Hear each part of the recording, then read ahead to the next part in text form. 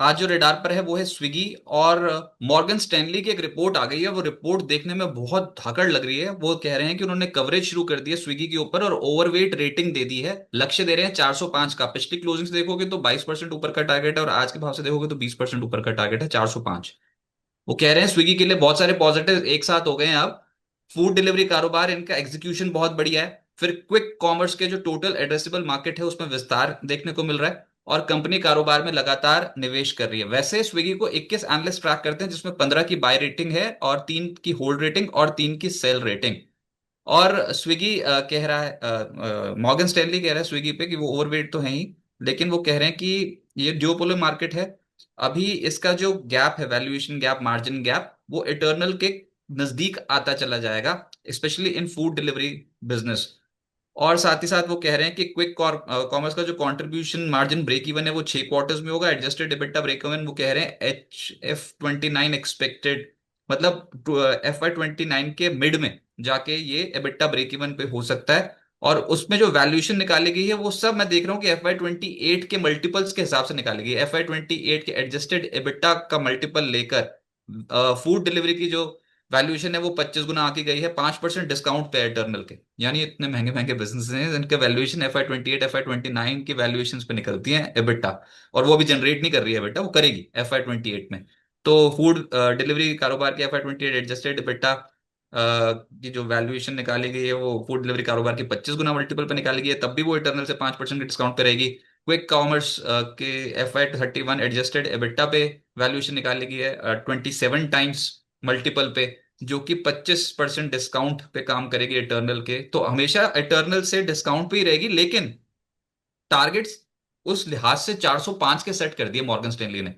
ये गजब के टारगेट्स दे दिए सर। ये स्टॉक मतलब है क्या इसमें इतना पोटेंशियल? देखो जब नीचे होता है तो समझ में नहीं आ रहा था लेना है कि नहीं लेना, लेकिन मॉर्गन स्टैनली बुलिश नजर आ रहा है।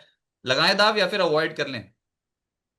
देखिए, चार्ट्स को देख के तो एक डाउन ट्रेंड ही दिखाई दे रहा है। हालांकि एक शॉर्ट टर्म रिकवरी आई है, बट हमें नहीं लगता है कि जब तक स्टॉक 357 360 के ऊपर एक वीकली क्लोज नहीं देता है तब तक इसमें कोई फ्रेश बाइंग मोमेंटम क्रिएट होगा।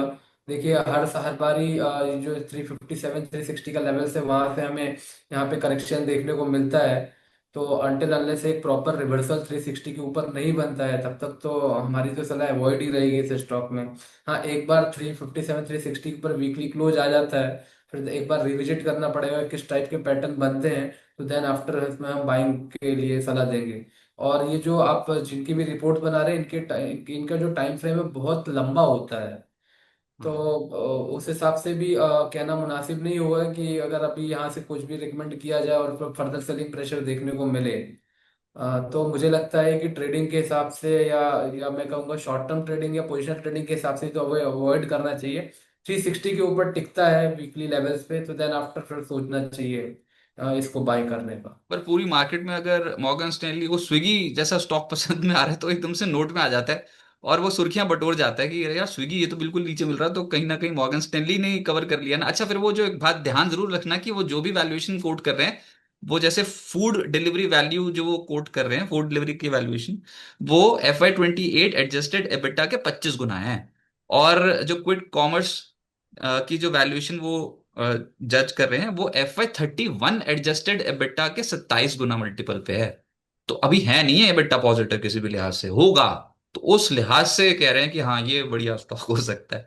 ठीक है भैया, बढ़िया चीज है जो ऑलरेडी। ये भी सोचो कि बहुत प्रॉफिटेबल कंपनियां भी हैं इंडियन मार्केट्स में।